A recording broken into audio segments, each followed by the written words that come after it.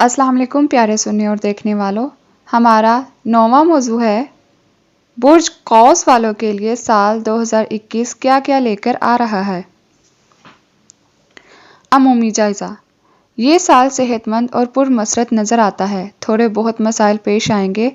अगर आसानियां हों जिंदगी दुश्वार हो जाएगी, मगर बाहैसियत मामलात हमवार अंदाज में चलेंगे। सिर्फ एक तवील मुद्दती सियारा नेपचून आप पर मुखालफाना नजरात डाल रहा है। कुछ वक्त के लिए मुश्तरी भी इसके साथ शामिल होगा। बकिया तमाम सियारे आप पर साथ नजरात डाल रहे हैं, यहाँ आपसे लाताल्लुक हैं। तवानाई की सतह अच्छी है, लिहाजा आप वो काम भी कर सकते हैं जो इससे पहले आपको दुश्वार महसूस हो रहे थे। ये आप पर मुनहसर है कि आप इस तवानाई को कितनी दानिशमंदी से इस्तेमाल करते हैं। आपका हुक्मरान सियारा मुश्तरी साल का ज़्यादातर हिस्सा आपके तीसरे यानी इबलाग व इजहार ख्याल और इल्मी व अदबी मुशागिल के घर में गुजारेगा। लिहाजा तालिब इल्मों, खिलाड़ियों, सहाफ़ियों और सेल्स और मार्केटिंग से ताल्लुक़ रखने वाले अफराद के लिए ये साल अच्छा साबित होगा। इनकी ज़हनी और इबलागी सलाहियतें शबाब पर होंगी। 14 से 29 मई तक मुश्तरी आपके चौथे घर में यानी बुर्ज होत में होगा और साल के आखिर पर यानी 30 दिसंबर को बाकायदा तौर पर यहाँ आ जाएगा। मुश्तरी के यहाँ क़याम के दौरान घरेलू अमूर और जज्बाती सेहत की अहमियत में इजाफा हो जाएगा। नफ्सियाती सतह पर तरक्की के लिए ये एक अच्छा वक्त होगा। इस साल 4 ग्रहण लगेंगे, इनमें से 2 26 मई का चांद ग्रहण और 4 दिसंबर का सूरज ग्रहण आपके अपने बुर्ज में लगेंगे। इससे पता चलता है कि शख्सी सतह पर आप तब्दीली बल्कि मुकम्मल तब्दीली के एक अमल से गुजरेंगे, जिसके इख्तिताम पर आपकी एक नई शख्सियत सामने आएगी। अपने बारे में आपका अपना नुक्ता नज़र बदल जाएगा। प्लूटो 2008 से आपके दौलत के घर में है और मज़ीद कई साल यहाँ रहेगा। उस वक्त आप अपने माली अमूर और माली व मता की तहीर कर रहे हैं और हर गैर ज़रूरी चीज़ को उठाकर बाहर फेंक रहे हैं। एक ऐसी माली ज़िंदगी तश्कील दे रहे हैं जो आपके नज़दीक मिसाली हैसियत रखती है। ऐसा करने में तकलीफ तो यकीनन हो रही होगी, लेकिन इसका नतीजा आपके हक में होगा। करियर। जैसा कि पहले जिक्र हुआ कि प्लूटो कई साल से आपके दौलत के घर में मुकीम है, इसलिए आप माली अमूर पर भरपूर तवज्जो दे रहे हैं। प्लूटो की मौजूदगी से कई इशारे मिलते हैं, मसलन ये कि माली अमूर में कोई फैसला करते वक्त आप टैक्स के मामलात पर भी निगाह रखते हैं। अगर आप मुनासिब उम्र को पहुंच चुके हैं तो आपको अपनी जायदाद की मनसूबाबंदी के हवाले से इक़दामात करने चाहिए। पुराने कर्ज लुटाने या ज़रूरत के मुताबिक नया कर्ज हासिल करने के लिए भी ये वक्त अच्छा वक्त है। अगर आपके पास बिजनेस के लिए अच्छे आइडियाज़ मौजूद हैं तो इनके लिए सरमायाकारी ढूंढने में आसानी होगी। ताहम जैसा कि हम पहले बता चुके हैं, आप इस वक्त अपने माली अमूर की तहीर कर रहे हैं।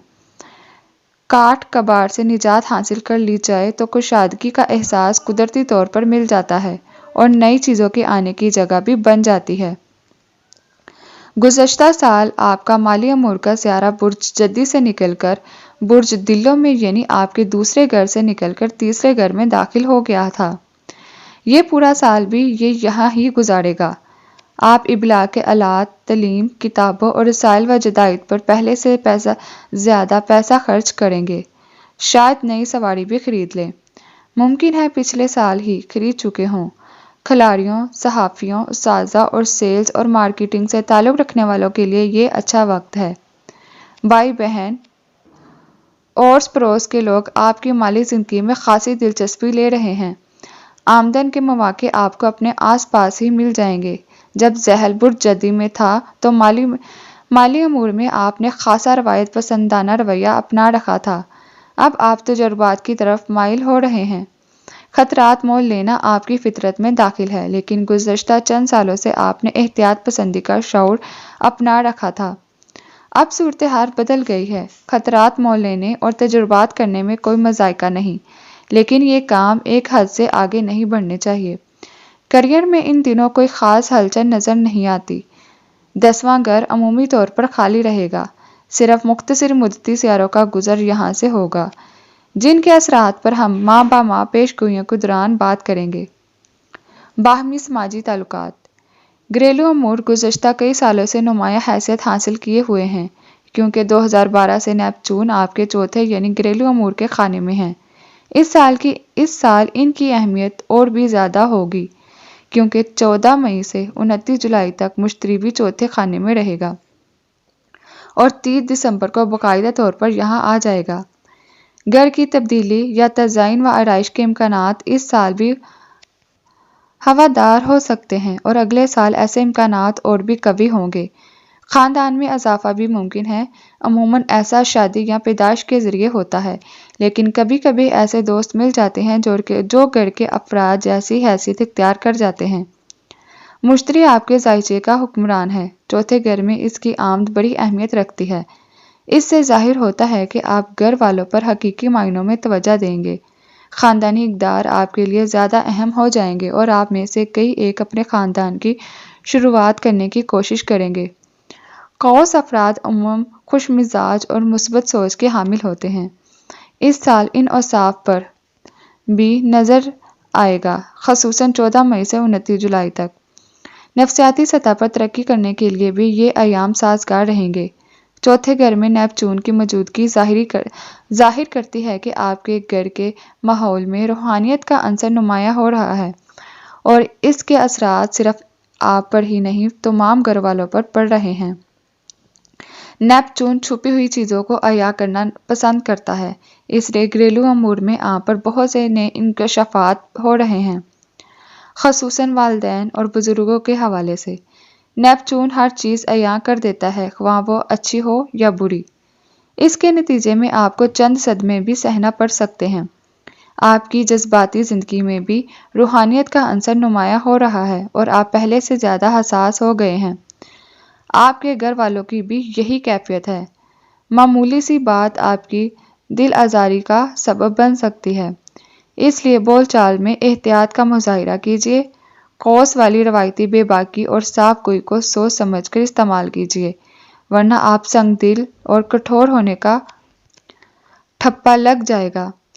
بڑے پیمانے پر گھر کی تزئین و آرائش کے لیے 19 فروری سے 20 مارچ تک اور 4 مئی سے 29 جولائی تک کے ایام بہتر رہیں گے۔ چھوٹے پیمانے پر اس کام کے لیے 25 فروری تا 21 مارچ تک کا دورانیہ مناسب ہوگا۔ محبت اور جذبات۔